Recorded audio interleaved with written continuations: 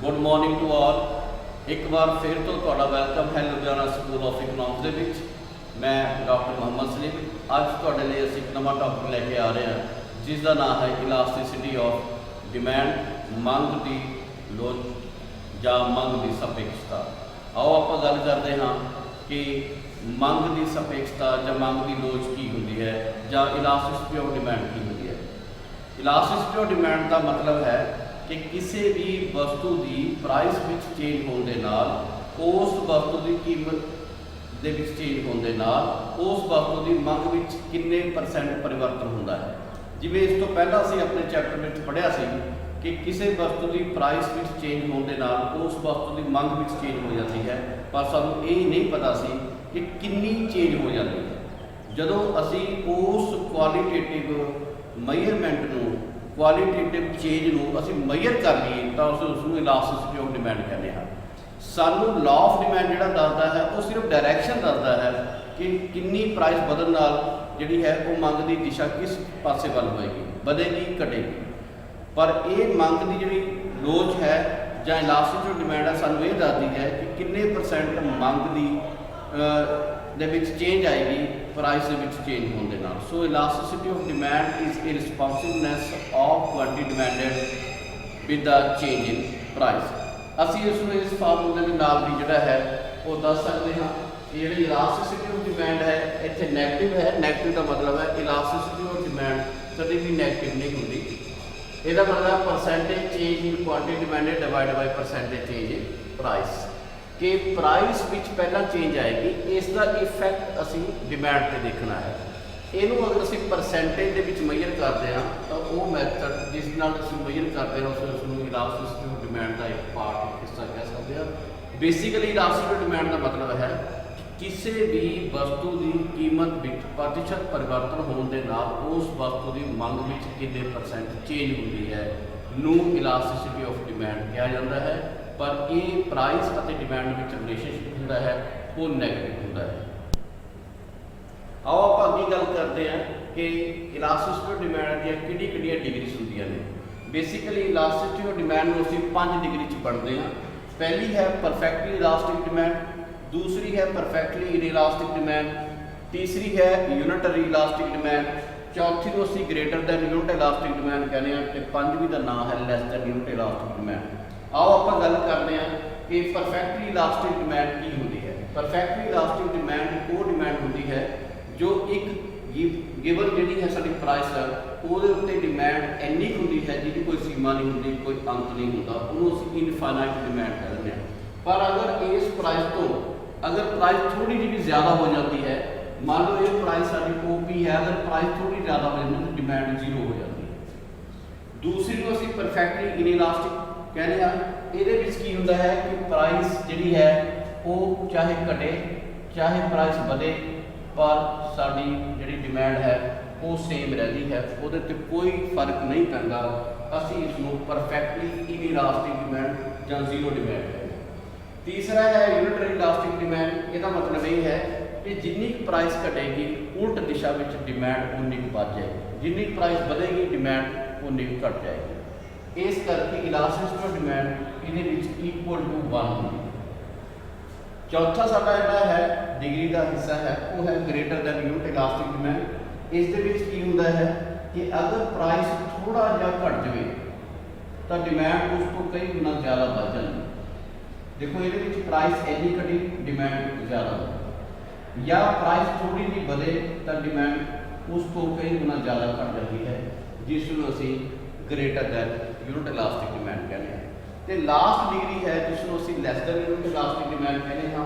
ये इसका रिवर्स होती है। इस दे विच प्राइस दे विच परिवर्तन ज़्यादा होता है, प्राइस P तो P1 बढ़ी है पर डिमांड Q तो Q1 घटी है। यानी कि डिमांड में होने वाली परिवर्तन प्राइस में होने वाली परिवर्तन तो जदों घट हो जाए तो असीं उसनूं less than unit elastic demand कहते हैं। सो एक बार फिर तो तुहाडी रिवीजन दे लई 5 डिग्री होंदियां ने इलास्टिक डिमांड दी। पहली perfectly elastic demand, perfectly inelastic demand, unitary elastic demand, greater than unit elastic demand ते लास्ट है lace than unit elastic demand. Elasticity of demand के नाल बाकी जी है असीं इनकम इलास्टिसिटी ऑफ डिमांड की भी गल करांगे, क्रॉस इलास्टिक डिमांड की गल करांगे। चाहे क्रॉस है, चाहे इनकम है, चाहे प्राइस इलास्टिक डिमांड है, इन्हां दी डिग्री 5 ही होंदी है।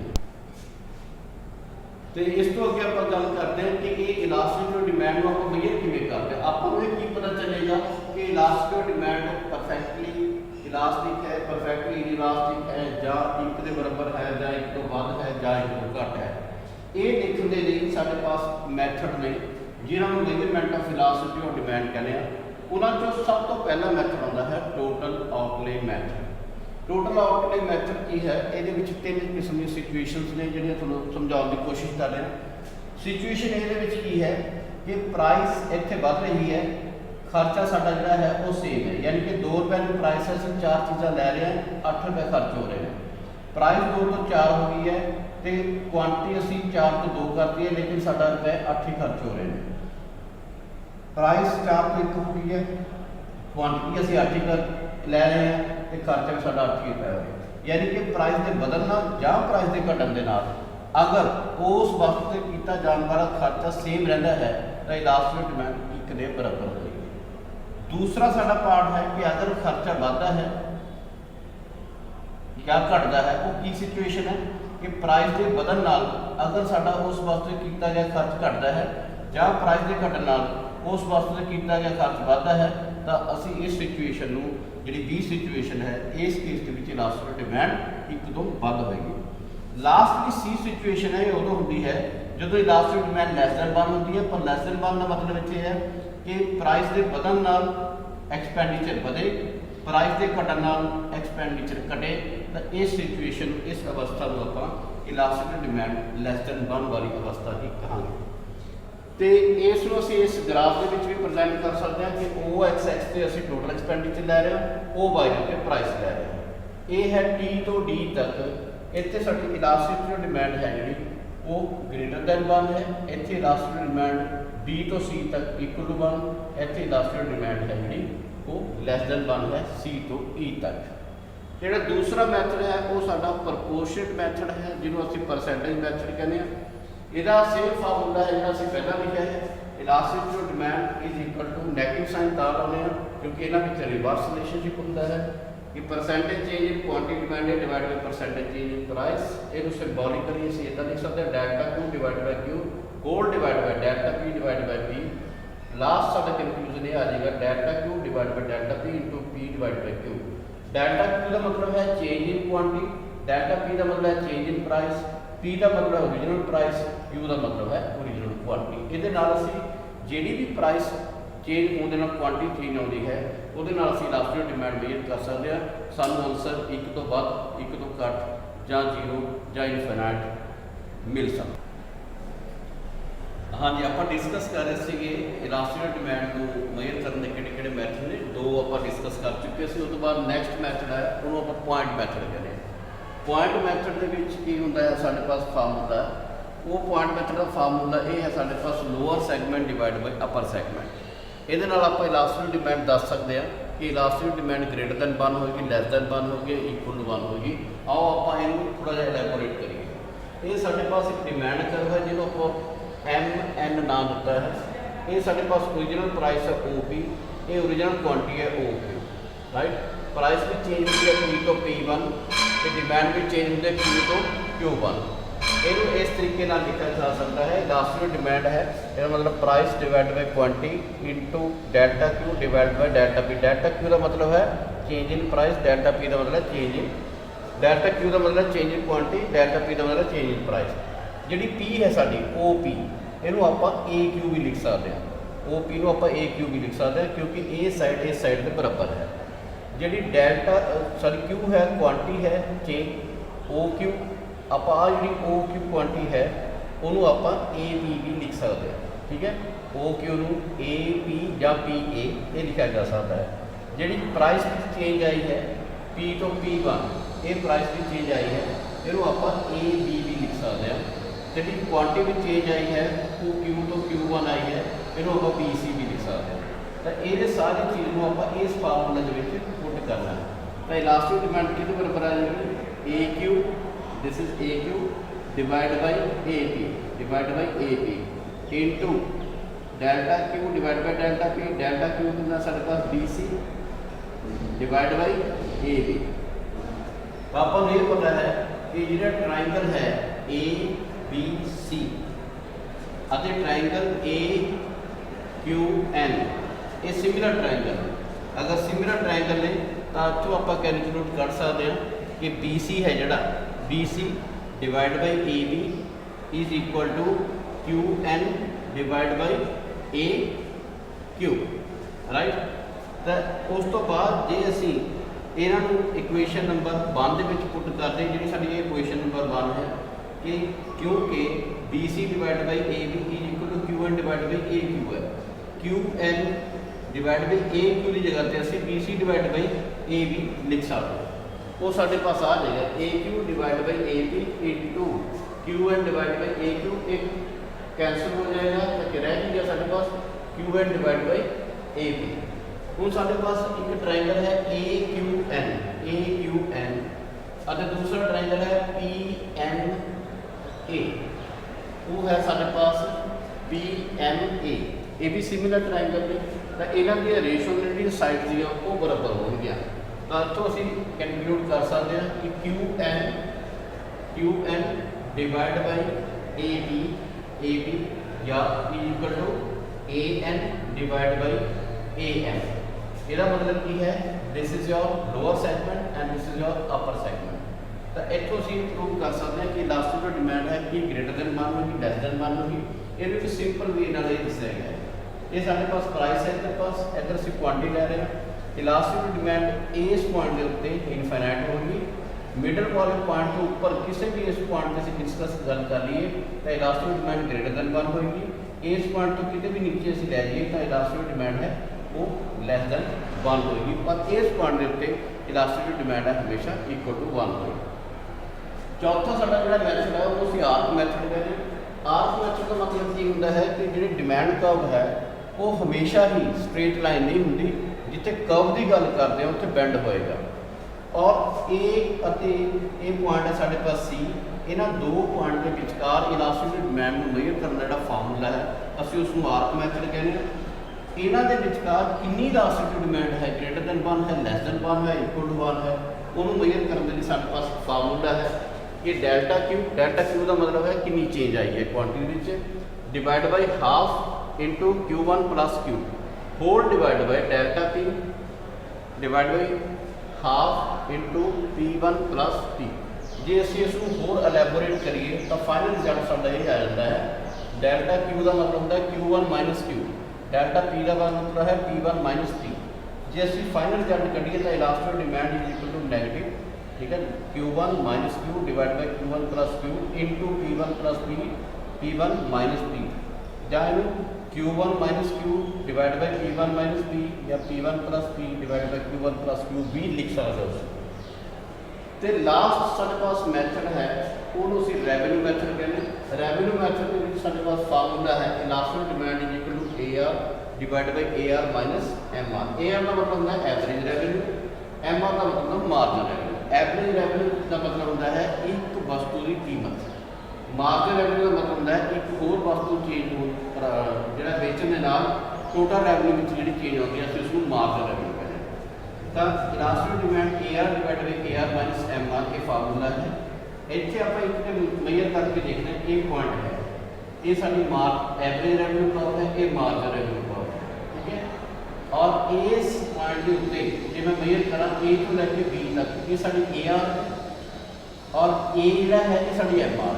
इतने MR 0 है AB AR होगी नीचे दोबारा फिर लिखता AB AR है तो MR है साड़ी A। इतने A इसकी वैल्यू 0 के बराबर है तो AB डिवाइड बाई AB इसका मतलब है इलास्टिक डिमांड है B पॉइंट के उत्ते इक्वल टू 1 होगी। एक आप होर देख लेंगे कि इलास्टिक डिमांड जी वो L पॉइंट तक की होगी L तो लैके S तक AR है S तो लैके K तक MR है। इस फार्मूले पुट कर दिता गया सारे पास फाइनल रिजल्ट की आया कि SL ਦੇ ਵਿੱਚੋਂ ਆਪਾਂ ਇਹ ਲੈਸ ਕਰ ਦਿੰਦੇ ਆ ਤਾਂ L ਦੇ ਹੀ ਸਾਡੇ ਪਾਸ ਜਾਂ KL ਹੀ ਬਚਿਆ। ਤਾਂ ਇੱਥੇ ਇਲਾਸਟਿਕ ਡਿਮਾਂਡ ਹੈ ਬੜੀ ਚੀਜ਼ ਨੂੰ ਛੋਟੀ ਤੇ ਡਿਵਾਈਡ ਕਰਦੇ ਹਾਂ ਤਾਂ ਗ੍ਰੇਟਰ ਦੈਨ 1। ਇੱਥੇ ਉਲਟ ਹੋ ਜਾਏਗਾ ਛੋਟੀ ਚੀਜ਼ ਨੂੰ ਆਪਾਂ ਵੱਡੀ ਤੇ ਡਿਵਾਈਡ ਕਰਦੇ ਹਾਂ ਤਾਂ ਇਲਾਸਟਿਕ ਡਿਮਾਂਡ ਹੈ ਲੈਸ ਦੈਨ 1 ਇੱਥੇ ਗ੍ਰੇਟਰ ਦੈਨ 1।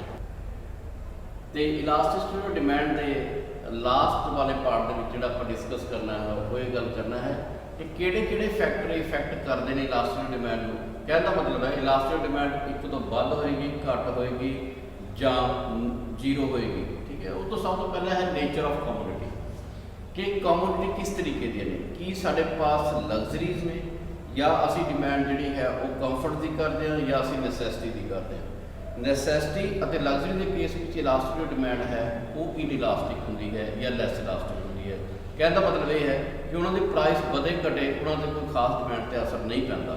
ਰੀਜ਼ਨ ਕੀ ਕਿ ਨੈਸੈਸਿਟੀ ਵੀ ਸਾਨੂੰ ਚਾਹੀਦੀਆਂ ਨੇ, ਲਗਜ਼ਰੀ ਜਿਹੜੇ ਹਨ ਉਹ ਕਾਫੀ ਅਮੀਰ ਲੋਕ ਲੈਂਦੇ ਨੇ, ਤਾਂ ਕਿ ਅਗਰ ਉਹਨਾਂ ਦੀ ਇੱਕ ਕਾਰ ਦੀ ਪ੍ਰਾਈਸ ਹੈ 10 ਲੱਖ ਹੈ, ਅਗਰ 10 ਲੱਖ 5000 ਹੋ ਜਾਏਗੀ ਤਾਂ ਵੀ ਉਹਨਾਂ ਨੇ ਪਰਚੇਜ਼ ਕਰਨੀ ਹੈ। ਤਾਂ ਜਿਹੜੇ ਕੰਫਰਟ ਨੇ ਉਹਨਾਂ ਦੇ ਵਿੱਚ ਇਲਾਸਟਿਕ ਡਿਮਾਂਡ ਹੈ ਉਹ ਇਕੁਅਲ ਟੂ 1 ਹੁੰਦੀ ਹੈ। ਦੂਸਰਾ ਅਸੀਂ ਪੁਆਇੰਟ ਵੀ ਲੈ ਸਕਦੇ ਹਾਂ ਅਵੇਲੇਬਿਲਿਟੀ ਆਫ ਸਬਸਟੀਟਿਊਟਸ। ਅਗਰ ਕਿਸੇ ਕਮੋਡਿਟੀ ਦੇ ਸਬਸਟੀਟਿਊਟ ਅਵੇਲੇਬਲ ਨੇ ਤਾਂ ਇਲਾਸਟਿਕ ਡਿਮਾਂਡ ਗ੍ਰੇਟਰ ਦੈਨ 1 ਹੋਏਗੀ, ਕਿਉਂਕਿ ਲੋਕ ਸ਼ਿਫਟ ਕਰ ਜਾਂਦੇ ਨੇ। ਮੰਨ ਲਓ ਕੋਕ ਦੀ ਸਬਸਟੀਟਿਊਟ ਪੈਪਸੀ ਹੈ, ਅਗਰ ਕੋਕ ਦੀ ਪ੍ਰਾਈਸ ਵੱਧ ਜਾਂਦੀ ਹੈ ਤਾਂ ਲੋਕ ਪੈਪਸੀ ਵੱਲ ਸ਼ਿਫਟ ਕਰ ਜਾਣਗੇ, ਕੋਕ ਦੀ ਡਿਮਾਂਡ ਕਾਫੀ ਘਟ ਜਾਏਗੀ। ਤਾਂ ਜੇ ਅਵੇਲੇਬਲ ਹੈ ਸਬਸਟੀਟਿਊਟ ਤਾਂ ਇਲਾਸਟਿਕ ਡਿਮਾਂਡ ਗ੍ਰੇਟਰ ਦੈਨ 1, ਅਗਰ ਸਬਸਟੀਟਿਊਟ ਅਵੇਲੇਬਲ ਨਹੀਂ ਹੈਗੇ ਤਾਂ ਇਲਾਸਟਿਕ ਡਿਮਾਂਡ ਲੈਸ ਦੈਨ 1 ਔਰ ਇਨਇਲਾਸਟਿਕ ਵੀ ਹੋ ਸਕਦੀ ਹੈ। ਦੂਸਰਾ ਹੈ ਕਿ ਇੱਕ ਅਗਰ ਅਸੀਂ ਕਿਸੇ ਪ੍ਰੋਡਕਟ ਦੇ ਯੂਜ਼ ਨੂੰ ਪੋਸਟਪੋਨ ਕਰ ਸਕਦੇ ਹਾਂ। ਮੰਨ ਲਓ ਮੈਂ ਕੋਈ ਪੈਨ ਖਰੀਦਣਾ ਹੈ, ਮੈਂ ਕਹਿੰਦਾ ਵੀ ਅਗਰ ਮੈਨੂੰ ਪ੍ਰਾਈਸ ਜ਼ਿਆਦਾ ਹੈ ਜਾਂ ਮੈਂ ਸ਼ਰਟ ਖਰੀਦਣੀ ਹੈ ਜਾਂ ਮੈਂ ਟਰਾਊਜ਼ਰ ਖਰੀਦਣੀ ਹੈ, ਉਹਦੀ ਪ੍ਰਾਈਸ ਜ਼ਿਆਦਾ ਹੈ ਤਾਂ ਮੈਂ ਉਹਨੂੰ ਪੋਸਟਪੋਨ ਕਰ, ਅਗਰ ਮੈਂ ਪੋਸਟਪੋਨ ਨਹੀਂ ਕਰ ਸਕਦਾ ਤਾਂ ਇਲਾਸਟਿਕ ਡਿਮਾਂਡ ਹੈ ਜਿਹੜੀ ਉਹ ਲੈਸ ਦੈਨ 1 ਜਾਂ ਇਨਇਲਾਸਟਿਕ ਹੋਏਗੀ। ਅਗਰ ਪੋਸਟਪੋਨ ਕਰ ਸਕਦਾ ਤਾਂ ਗ੍ਰੇਟਰ ਦੈਨ 1। ਇਨਕਮ ਦਾ ਵੀ ਇਫੈਕਟ ਹੈ ਇਲਾਸਟਿਕ ਡਿਮਾਂਡ ਦੇ ਉੱਤੇ। ਇਨਕਮ ਦਾ ਮਤਲਬ ਇਹ ਹੈ ਅਗਰ ਮੇਰੀ ਇਨਕਮ ਬਹੁਤ ਜ਼ਿਆਦਾ ਹੈ ਤਾਂ ਪ੍ਰਾਈਸ ਵਧੇ ਘਟੇ ਮੈਨੂੰ ਕੋਈ ਖਾਸ ਫਰਕ ਨਹੀਂ ਪੈਂਦਾ। ਅਗਰ ਇਨਕਮ ਮੇਰੀ ਠੀਕ ਹੈ ਜਾਂ ਮੈਂ ਜਿਹੜੀ ਹੈ ਇੱਕ ਨੈਸੈਸਿਟੀਜ਼ ਆਪਣੀ ਪੂਰੀਆਂ ਕਰ ਪਾ ਰਹੇ ਹਾਂ ਤਾਂ ਇਲਾਸਟਿਕ ਡਿਮਾਂਡ ਹੈ ਜਿਹੜੀ ਉਹ ਇਕੁਅਲ ਟੂ 1 ਹੋਏਗੀ ਜਾਂ ਲੈਸ ਦੈਨ 1 ਹੋਏਗੀ। ਹੈਬਿਟਸ ਦਾ ਵੀ ਇਫੈਕਟ ਪੈਂਦਾ ਹੈ ਇਲਾਸਟਿਕ ਡਿਮਾਂਡ 'ਤੇ। ਤਾਂ ਇਸ ਤਰੀਕੇ ਦੇ ਨਾਲ ਹਜ਼ਾਰਾਂ ਸਾਡੇ ਪਾਸ ਫੈਕਟਰ ਹੋ ਸਕਦੇ ਨੇ ਜਿਹੜੀ ਸਾਡੀ ਇਲਾਸਟਿਕ ਡਿਮਾਂਡ ਨੂੰ ਦੱਸੇਗੀ ਕਿ ਇਹ ਵੱਧ ਹੈ ਘੱਟ ਹੈ। ਇਸ ਦੇ ਨਾਲ ਹੀ ਅਸੀਂ ਡਿਸਕਸ ਕਰਾਂਗੇ ਕਿ ਇਹਦੀ ਮੇਨ ਇੰਪੋਰਟੈਂਸ ਕੀ ਹੈ ਇਲਾਸਟਿਕ ਡਿਮਾਂਡ ਦੀ, ਰੀਅਲ ਲਾਈਫ ਦੇ ਵਿੱਚ ਕੀ ਇੰਪੋਰਟੈਂਸ ਹੈ।